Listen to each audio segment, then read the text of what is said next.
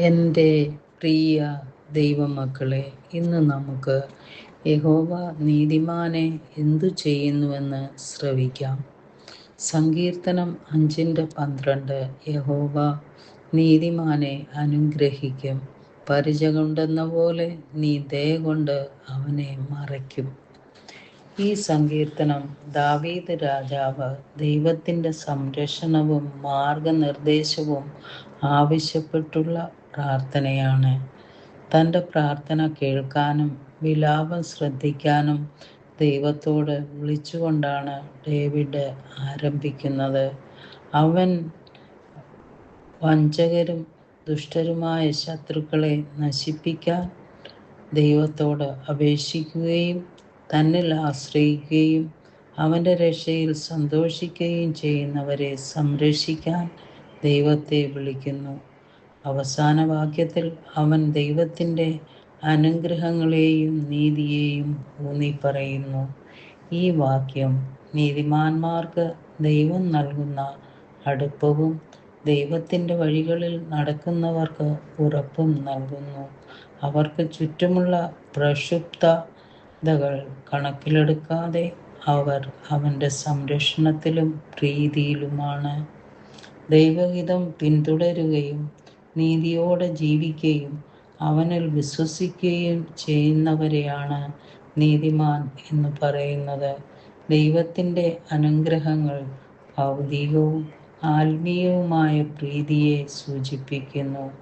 കവചം കൊണ്ട് അവരെ വലയം ചെയ്യുക എന്ന രൂപകം ദൈവത്തിൻ്റെ പ്രീതിയുടെ പൂർണ്ണവും സംരക്ഷകവുമായ സ്വഭാവത്തെ ഊന്നിപ്പറയുന്നു. ഒരു പരിച ഒരു സൈനികനെ ആക്രമണങ്ങളിൽ നിന്ന് സംരക്ഷിക്കുന്നത് പോലെ ദൈവത്തിൻ്റെ പ്രീതി നീതിമാനെ അവരുടെ ശത്രുക്കളുടെ ദ്രോഹത്തിൽ നിന്നും അപകടത്തിൽ നിന്നും വഞ്ചനയിൽ നിന്നും രക്ഷിക്കും. അനീതിയുള്ളവരെയും അവരുടെ നാശത്തെയും ദൈവത്തിൻ്റെ സംരക്ഷണത്തിന് കീഴിലുള്ള നീതിമാന്മാരുമായി ദാവീദ് താരതമ്യം ചെയ്യുന്നു. വിശ്വാസിയെ വലയം ചെയ്യുകയും കവചം നൽകുകയും ചെയ്യുന്ന ഒന്നായി ഈ വാക്യം ദൈവത്തിൻ്റെ പ്രീതി ഉയർത്തിക്കാട്ടുന്നു.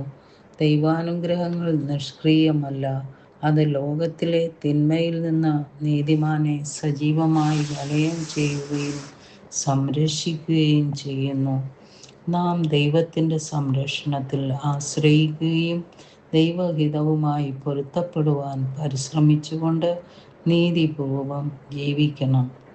നീതിമാന്മാർക്കുള്ള ദൈവത്തിൻ്റെ സംരക്ഷണം, കരുതൽ നാം തിരിച്ചറിയുകയും ജീവിത പ്രയാസങ്ങൾക്കെതിരെ ദൈവാനുഗ്രഹം ഒരു നിരന്തര കവചമാണെന്ന ഉറപ്പ് നമുക്ക് ഉണ്ടാകണം. സ്നേഹപിതാവേ, അവിടുത്തെ ഇഷ്ടപ്രകാരം ജീവിക്കാൻ ഞങ്ങളെ സഹായിക്കണമേ.